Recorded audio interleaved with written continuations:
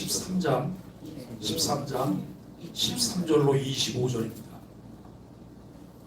말씀을 멸시하는 자는 자기에게 패망을 이루고 계명을 두려워하는 자는 상을 받느니라.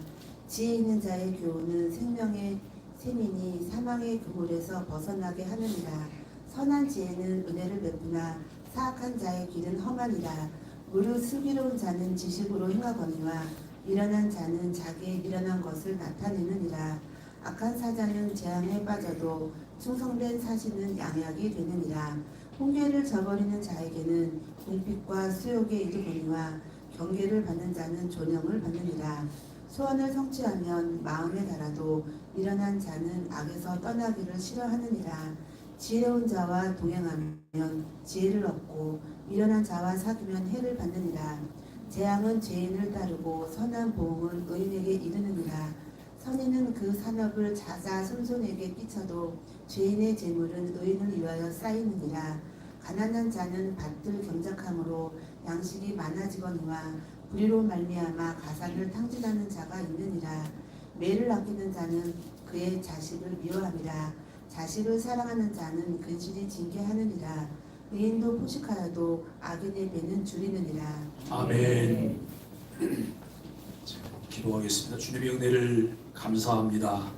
하나님께서 오늘 우리에게 은혜를 허락하여 주시어서 이른 아침 하나님 아버지 주님의 연전에 나올 수 있게 하시고 함께 하나님을 찬양하며 기도하게 하시며 말씀을 묵상할 수 있도록 은혜 베풀어 주신 것 감사합니다.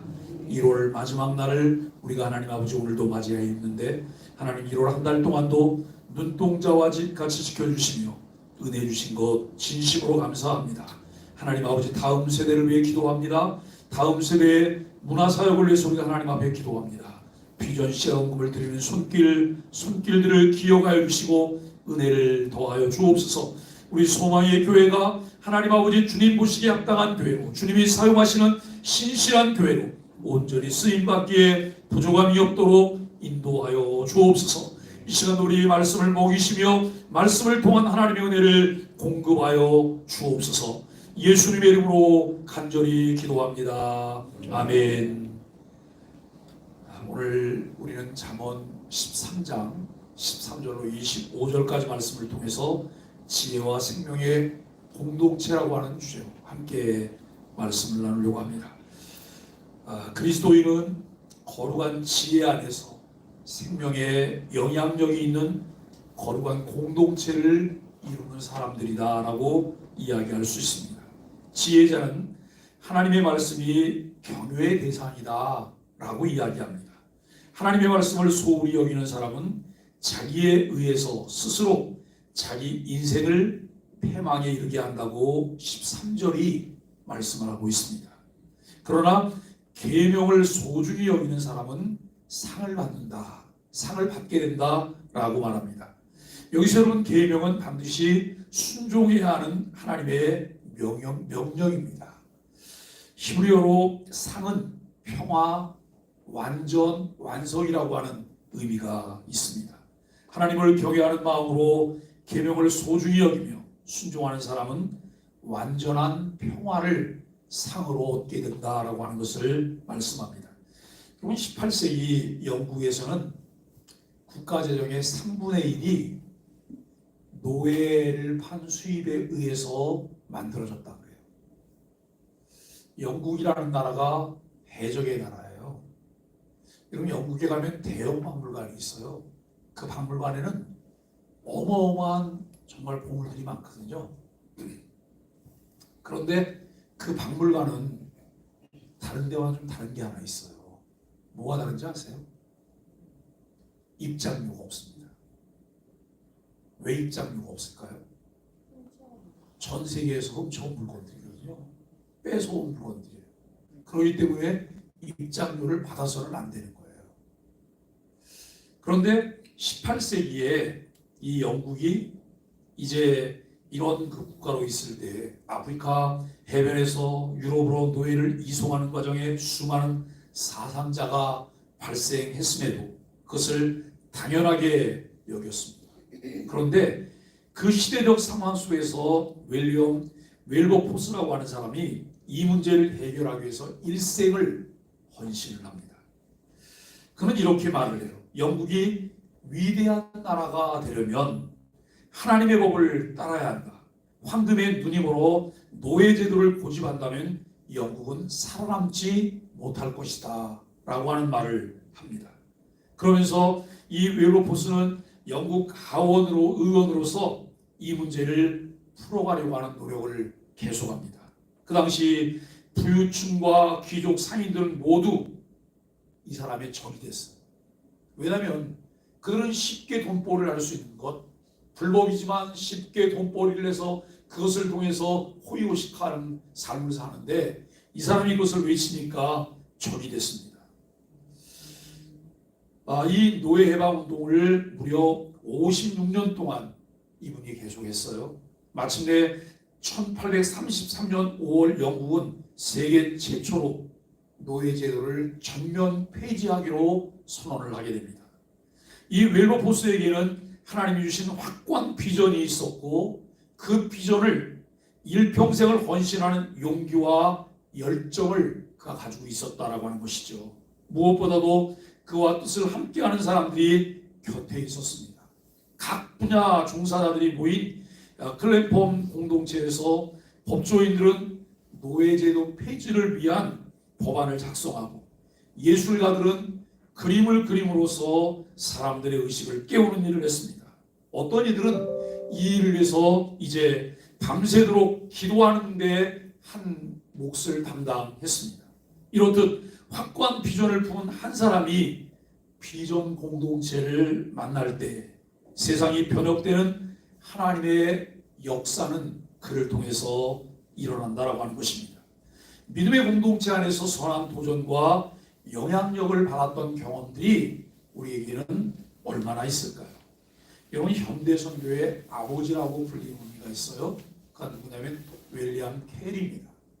윌리엄 캐리가 이제 아프리카 선교사로 정말 그 당시 아프리카 그러면 죽으러 들어가는 거예요. 어제 아침에 말씀을 드렸던 중남미 에콰도르도 여러분 그런 일이 일어나는데 아프리카도 그런 일이 일어나요. 지금도 여러분 아프리카에서 선교하는 선교사님들은 자기들의 이 삶을 보장할 수 없어요. 그냥 강도들이 선교사님 집에 침입해서 난동을 부리고 다 뺏어가고 때로는 사람을 죽여요. 그런데 그 강도가 누구냐면 동네 사람들이잖아요. 그리고 그 동네 사람들이 선교사님을 통해서 말씀을 들었던 사람들 중에 강도들이 있는 거예요. 이런 그 상황 가운데에서 윌리엄 캐리가 아프리카 선교를 다녀와서 영국 본국에 와서 보고를 하면서 이런 말을 했어요. 하나님으로부터 위대한 일을 기대하라. 그리고 하나님을 위하여 위대한 일을 시도하라 라고 외치며 그는 그의 사역을 계속했습니다. 여러분, 우리가 함께 말씀을 나누고 있는 잠언은 이 욥기와 전도서와 더불어 구약 성경의 지혜 문학이라고 말합니다. 이 지혜 문서는 구약 성경 중에 가장 국제적인 특징을 잘 드러내고 있는 책입니다. 일찍이 문명이 발달하고 철학과 학문이 발전한 이집트와 메소포타미아 문화적 영향이 잠언에도 미쳤습니다. 이 메소포타미아 지역은 비옥한 초생달 지대라고 이야기를 해요. 특성상 매우 개방적이고 문물 교류가 많았어요. 그럼에도 불구하고 이 지역에서는 아주 예외적인 일들이 자주 일어났는데 침입하는 일들이 많이 있다 보니까 왕조가 하루아침에 바뀌는 거예요. 이 국가의 주인이 하루아침에 바뀌는 일들이 이런 빈번하게 일어났어요. 이런 것 때문에 이 지역에서는 지혜 문학이, 비관적인 지혜 문학이 굉장히 많이 발견되어져요. 반대로 폐쇄적인 지형과 충분히 예측할 수 있는 나일강의 주기적 범람으로 인해서 그 이집트 지역에 낙관적인 지혜 문서도 있다는 거예요. 비관적인 지혜 문서, 낙관적인 지혜 문서. 이제 이러한 신과 인간, 인생에 관한 관점을 구약 성경의 지혜 문서에 나오는 표현 등에 영향을 미치기도 했을 것이다 라고 말하기도 합니다. 하지만 그 내용과 방향과 주제는 굉장히 달라요. 여러분 잠언을 보면 앞을 보면 뭐라고요? 주제가 앞을 보면 지혜, 뒤를 보면 의로운 삶, 지혜, 의로운 삶이에요. 이 잠언이 주고 있는 주제는 그런 주제인데요. 이 잠언의 주제를 잘 붙들게 되면 우리가 잠언을 이해하는데 굉장한 도움이 된다라고 하는 것을 알게 돼요. 성경 중에 제일 마지막에 있는 성경이 무슨 성경이죠? 요한계시록이에요. 요한계시록하고 친하세요? 요한계시록을 대하시면 어떠세요? 무서우신가요? 그런데 요한계시록은요, 공포와 무서움을 주는 성경이 아니에요. 우리에게 편안함을 주는 성경이에요.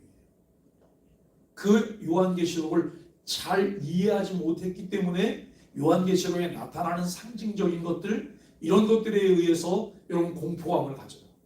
그런데 그와 같은 것들을 통해서 하나님께서 우리에게 주시려고 하는 하나님의 나라라고 하는 것을 분명히 바라보면 이 성경은 우리에게 편안한 것이다라고 하는 거예요.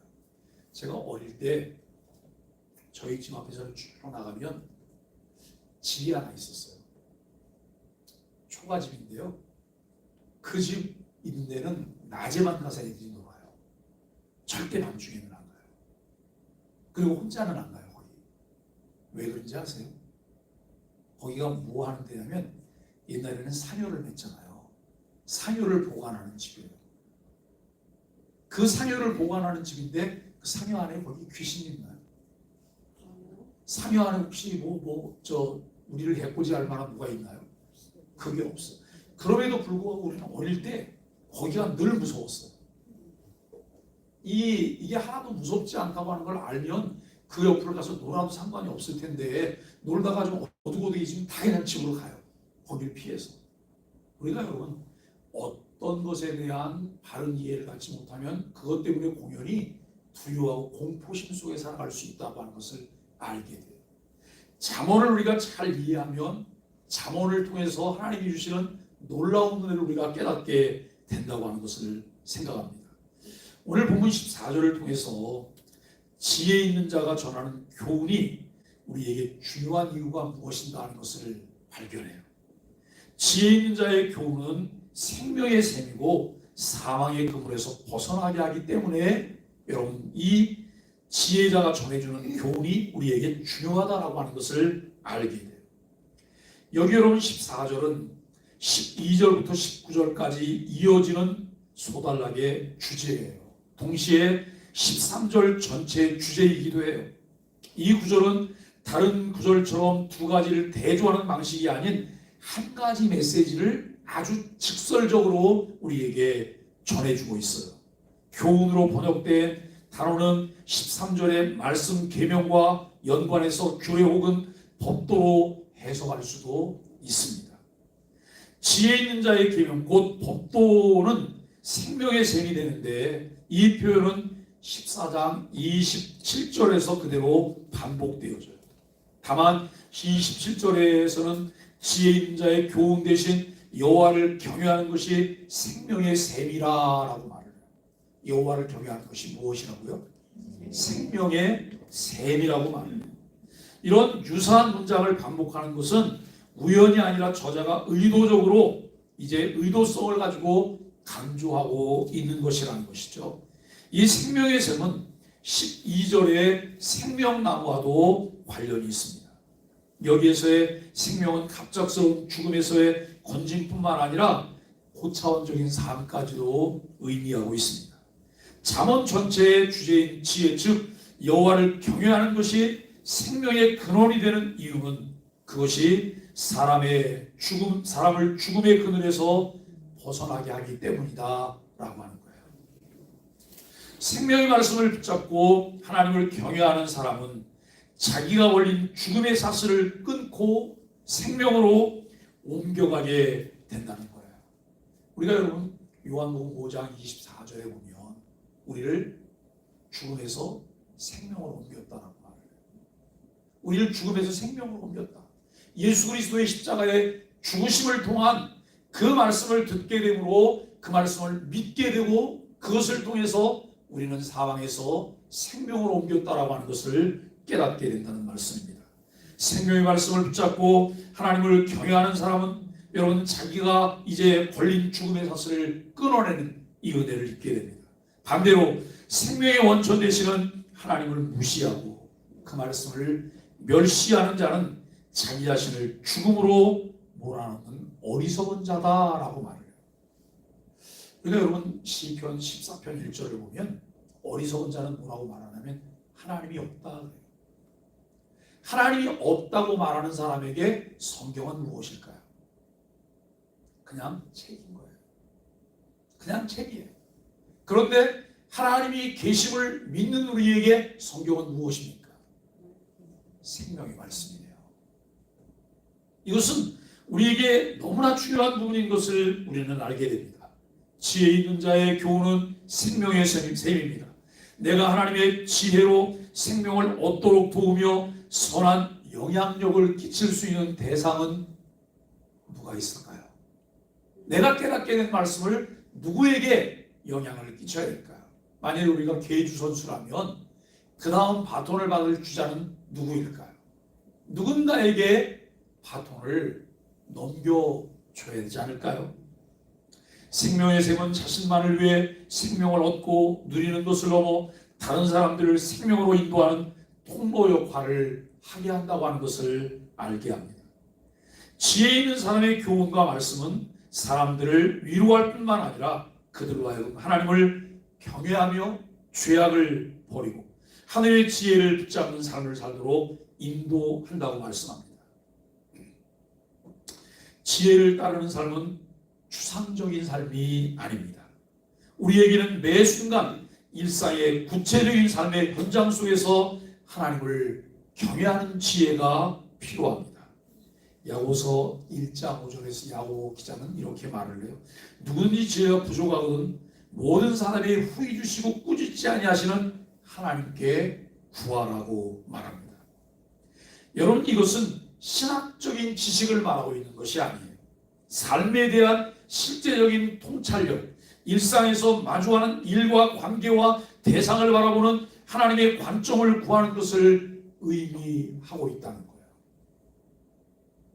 세상의 관점과 지혜는 세상을 따르다 보면 자연스럽게 얻을 수 있어요. 그러나 하나님의 관점과 분별력은 하나님 나라의 가치를 알고 믿음으로 간구할 때 우리에게 주어져요. 그리스도인은 이러한 생명의 지혜로 일상을 살아가는 사람들이라고 하는 것을 알게 됩니다. 오늘 여러분 이 본문 20절 말씀을 통해서 지혜로운 자와 동행을 하게 되면 내가 무엇을 얻게 될까? 미련한 자와 함께 할 때 내가 받게 되는 것은 무엇일까를 분명하게 말을 해요. 여러분 지혜로운 자와 동행하면 지혜를 얻고 미련한 자와 사귀면 해를 받는다라고 말을 해요. 그래서 부모님들이 자녀들에게 이렇게 말하죠. 친구를 잘 사귀어야 된다고. 주변의 사람을 잘 둬야 한다고.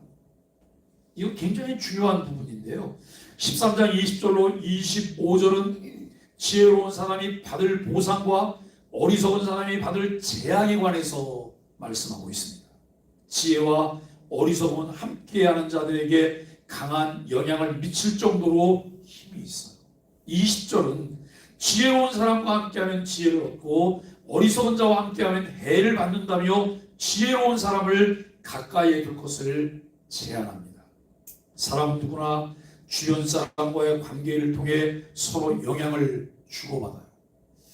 제가 여러분 학교 교장을 할 때 제가 아이들이 새로 오면 면접을 하면서 아이들이 꼭 그걸 물어봤어요. 너는 친구가 많냐? 대부분 아이들이 친구가 많아요. 그러면 네가 친구를 부르냐 아니면 친구가 너를 부르냐? 이걸 꼭 묻거든요. 그리고 어디를 가자고 하거나 무슨 일을 하자고 할 때 네가 먼저 제안하냐 다른 친구들이 제안하는데 너는 따라가냐? 그런데 이 아이들의 대답은 애들이 무기력할 때는 절대 자기가 주도적이지 않아요. 다른 친구에 의해서 끌려다녀요. 내 의사는 없어요. 의사 결정도 없이 하니까 그냥 끌려다니는 거예요. 우리는 나는 어떤 사람일까라고 하는 거예요. 나는 좀 주도적인 사람일까? 아니면 그저 옆에서 서브만 하면서 따라다니는 사람일까? 우리가 여러분 주관이 분명하지 않으면 늘 끌려다녀요. 늘 끌려다니다가 막다른 골목에서 선택의 여지 없이 한 가지만 따라가야 되는 그런 경우가 비참한 경우예요. 그런데 몇 개의 선택지를 두고 그 중에 가장 나은 것을 선택할 수 있는 이런 환경을 만들어갈 수 있다면 우리에게 얼마나 좋을까요? 요즘 아이들 대학교 갈 때잖아요. 물어봐요. 학교는 어디 가냐? 이거 보통 배짱이 아니고 못 물어보는 거예요. 왜냐면 학교 붙었냐고 물어보기도 어렵고 어느 학교 갔냐고 물어보기도 어려워요. 과는 어디냐고 물어보고 서울이냐 지방이냐고 물어보는 것도 어려운 거예요. 그런데 어떤 아이들은 성적표를 받아놓고 나면 수시 7군데는 7군데 다 합격했어요. 그 중에 골라가는 거예요. 그런데 어떤 아이는 7개 넣었는데 6개 떨어지고 마지막 하나 붙었는데 가장 안 좋은 학교가 붙은 거예요. 이러면 선택의 여지가 없잖아요. 거기 가야지. 내 삶은 어떨까를 생각해 봅니다. 우리가 여러분 지혜 역시 서로에게 영향을 줘요. 지혜 있는 자의 교훈이 생명의 샘이 되는 것처럼 다른 이에게 생명의 지혜가 그를 통해서 전해지게 돼요. 그러나 지혜 없는 자 곁에는 멸망의 이 결말이 있을 뿐이다라고 하는 것을 생각합니다. 지혜로운 사람은 스스로 지혜가 없어도 여러분 지혜 있는 사람과 함께 있으므로 지혜의 생명의 능력과 유익을 함께 누리게 돼요. 그러나 어리석은 사람은 이를 거절하고 오히려 하나님을 경외하지 않는 어리석은 자와 사귀기를 즐겨한다라고 하는 거예요. 여러분 우리가 이렇게 집단 공동체들을 보면요. 집단 공동체 안에 그 사람들의 모든들이 있잖아요. 사람들이 어떻게 모이나 눈여겨보세요. 관심 있게 보시면 비슷비슷한 사람들끼리 보여요. 비슷비슷한 사람끼리. 이거 굉장히 중요한데요. 내가 좀 부족하다 싶으면 여러분 비슷비슷한 사람끼리 모이는 그 자리를 벗어나셔야 돼요. 왜냐하면 거기 가면 똑같은 사람 되는 거예요. 그런데 여기를 벗어나서 조금 나은 생각을 가지고 있는 지혜로운 사람이 있는 데 가서 머리를 뒤밀고 거기 발을 담그면 내가 거기서 얻을 수 있는 게 많아요. 그런데 사람들은 안 그러는 거 아시죠? 우리는 어떠실까요? 지금까지 내가 살아왔던 길을 보면 나는 늘 무엇을 선택할까라고 하는 거예요. 저도 이제 목회를 계속 하다 보니까 제가 노회에서 노회장도 하고 총회에서는 정치부원이에요. 그러다 보면 여기저기서 자꾸 전화가 와요. 전화가 오고 어디에 좀 나와야 된다고. 근데 제가 늘 노래요. 어제 저녁에도 1시간 정도를 밤중에 통화를 했어요. 그분은 저한테 계속 얘기를 하는 거예요. 저한테 동생 우리 교단으로 와야 되지 않아? 동생 이제는 좀 정치 좀 해야 될 때지 않아? 아 형님 저는 다 손 끌었어요. 그리고 저는 노회에서 그냥 노회 회원이지 제가 무슨 영향력이 있겠어요. 근데 그분들은 아시거든요. 동생이 결정하면 노회 다 결정되는 거 아니야? 라고 하는 무슨 그런 말을 하세요.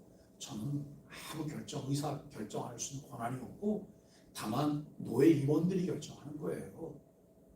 그러니까 저는 아예 안 하는 걸 알면서도 자꾸 이렇게 뭔가를 이렇게 호를 해요. 근데 여러분 거기 가면 죽는 거예요. 우리가 정치꾼이 되면 죽는 거예요. 그저 내 자리에서 내게 주어진 역할을 성실하게 감당하고 가는 것이 우리에게 필요하다고 하는 생각들을 해보게 됩니다. 여러분 의인과 죄인에게 주어지는 결말이 그들이 선택하여 함께 하는 이들에게 동일하게 임하게 된다는 거예요. 21절처럼 죄인에게는 재앙이 따르고 의인에게는 선한 복이 있습니다. 하나님을 경외함이 참 지혜라고 잠언서는 계속해서 이야기해요. 신앙 공동체에서 하나님을 경외하는 이들과 교제하면서 얻는 지혜는 어떤 것들이 있을까요? 그리스도인은 세상에 소망을 두지 않고 영원한 하나님 나라를 소망하고 기다리는 사람들입니다. 또한 함께 하나님을 예배하도록 부름받은 믿음 공동체의 구성원들이죠.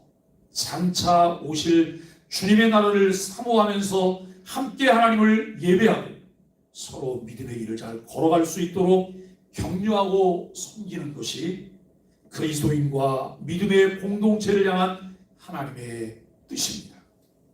하나님의 뜻대로 살아가기 위해서는 거룩한 공동체 안에서 믿음의 그리스도인들과 함께하는 것이 필요하다고 하는 것을 우리는 인정합니다. 잠언은 지혜를 가지라고 도전함과 동시에 지혜로운 자와 함께하라고 촉구하고 있습니다. 그리스도인은 혼자서 경건하게 지키며 살아갈 수 있습니다. 다른 사람의 모습을 보며 하나님을 섬기는 모습을 배울 수 있고 그리스도인으로서 무엇을 조심하며 살아야 하는지 반면교사로 삼을 수 있다는 것이죠.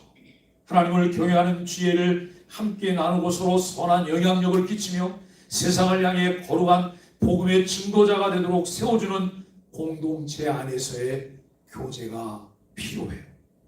가정에서 부부와 자녀들, 직장에서 사회에서 함께 생활하는 이들, 교회 공동체에서 함께 하나님을 경외하는 지혜를 함께 나누는 공동체의 일원이 되어야 합니다.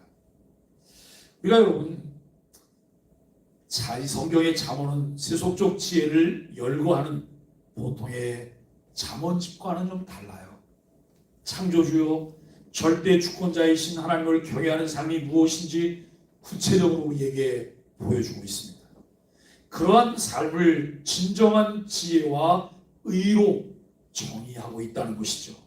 지혜 있는 자의 교훈은 생명의 근원이고 죽음의 그물에서 벗어나게 합니다. 나 자신뿐만 아니라 다른 이들도 생명의 영향 아래 있도록 인도한다고 하는 것을 알게 됩니다.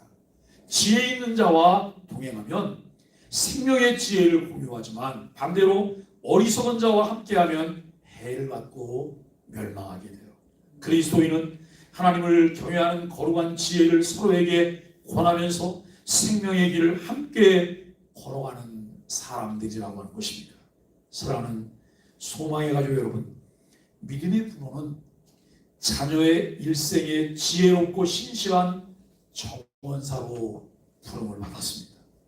하나님이 자녀에게 철을 따라 열매를 맺게 하시는 동안 정원사인 부모의 역할은 자녀가 자신에게 주어진 절기에 따라 잘 자라도록 좋은 영적 환경을 만들어주는 일입니다. 이때 지혜로운 정원사는 자신이 원하는 열매를 당장 보고자 결실의 계절을 미리 앞당기려고 애쓰지 않는다고 하는 거예요. 도리어 하나님이 자녀에게 주신 계절을 잘 분별해 겸손히 받아들이고 말씀과 기도로 인내하고 소망하며 자기 역할을 감당하게 됩니다. 여러분, 부모는 교회에만 자녀를 데려다 오는 기사가 아니에요. 때로는 격려하고 때로는 징계하고 교회와 함께 자녀를 하나님 나라 제자로 세워가는 양육자들이라고 하는 것을 알게 됩니다. 믿음의 부모도 자신이 경험한 하나님 나라를 이 자녀에게 확신과 기쁨과 소망으로 전해주는 것이 필요해요. 저는 예수님이 제자들을 부르셨어요. 12명의 제자를. 예수님이 12명의 제자들과 더불어서 잘 가르치는 일도 하셨지만 예수님은 학원을 만드시지는 않았어요. 예수님이 하셨던 것은 뭐냐면 그들과 동고동락하면서 삶을 통해서 보여주시는 것이었어요. 하나님의 나라를 분명하게 선포할 뿐만 아니라 그 나라를 위해서 어떻게 살아야 하는지를 예수님이 보여주셨다는 거예요. 어제 점심을 먹고 차를 한잔 마시려고 들어갔어요. 그런데 주문을 받는 자매가 얼마나 친절한지 제가 그 자매에게 이렇게 말했어요. 다음에 또 오고 싶어요. 그랬어요. 너무 친절해서 다음에 또 오고 싶어요. 저는 요즘 계속 제가 관심을 갖는 것이 뭐냐면 찾아오는 교회예요. 어떻게 사람들이 교회를 찾아오게 할까? 그런데 찾아오고 난 첫 번째 찾아오는 건 그들이 노력해서 찾아오잖아요. 그런데 두 번째 오게 하는 것은 누가 해야 되는 거예요? 우리가 해야 되는 거잖아요. 우리들이 해야 되는 거예요. 최근에 등록하신 우리 집사님 권사님 부부가 새벽에 지금 와 계시지만 왔어요. 근데 교회가 너무 썰렁해요. 아는 척도 잘 안 해요. 무슨 이런 교회가 다 있어. 이런 마음이 들게 하면 그 다음에 두 번 또 오겠어요. 우리가 여러분 찾아오는 교회를 만들기 위해서 무엇을 할 것이냐라고 하는 이런 생각들을 우리는 해봐야 되는 것입니다. 가정과 공동체에서 신앙과 삶의 전수자는 지혜자의 가르침과 삶을 통해 우리가 얻게 되는 것입니다. 바울은 고린도전서 1장 18절에서 이렇게 말을 해요. 십자가의 도가 멸망하는 자들에게는 미련한 것이요 구원을 받는 우리에게는 하나님의 능력이라 라고 말해요. 똑같은 말씀이 전달이 됐어요. 근데 어떤 사람에게는 이것이 멸망이에요. 어떤 사람에게는 이것이 여러분 하나님의 능력이에요. 그 말씀을 받아들인 사람에게는 구원의 능력이 나타나요. 그런데 그 말씀을 거절하고 거역한 사람은 멸망이에요. 오늘 우리는 하나님 말씀을 전해요. 그런데 우리는 말씀을 전할 뿐이에요. 우리가 여러분 그 말씀을 잘 듣도록 설득력 있게 전하기도 해요. 그런데 그를 변화시키는 것은 우리의 능력이 아니에요. 그것은 성령님의 사역이에요. 다만 우리는 전할 뿐이에요. 여러분 교회 안에서 하나님 말씀을 듣고 반응하는 것도 마찬가지예요. 내가 하나님 말씀을 붙들고 그 말씀을 받아들일 때 말씀을 통해서 생명의 샘을 얻게 되는 거예요. 그러나 내가 여러분 그 말씀을 놓치게 되면 그 말씀 때문에 우리는 심판의 근거가 되는 것입니다. 여러분 팀 켈러는 이런 이야기를 했어요. 교만과 편견은 삶의 모든 부분에 독이 되는데 복음을 받아들이는 데는 특히 더 그렇다라고 이야기를 해요. 교훈과 책망과 바르게 함과 의로 교육하기에 유익한 하나님의 말씀이지만 하나님의 은혜 아래 순복하는 자들에게만 들려진다고 하는 사실을 주목할 수 있어야 하는 것입니다. 하나님을 갈망하며 지혜 있는 의로운 자의 삶으로 생명의 공동체를 세워가는 소망의 가족들이 되시기를 예수 그리스도의 이름으로 간절히 축복합니다. 우리 함께 아침 기도하겠습니다. 하나님을 경외하는 지혜를 붙잡고 세상 속에서 거룩한 영향력을 나타내며 살게 하여 주옵소서. 모든 성도가 거룩한 지혜로 서로 권면하며 섬기는 아름다운 공동체를 이루어가게 하여 주옵소서. 예수님의 이름으로 간절히 기도합니다. 아멘. 429장 찬송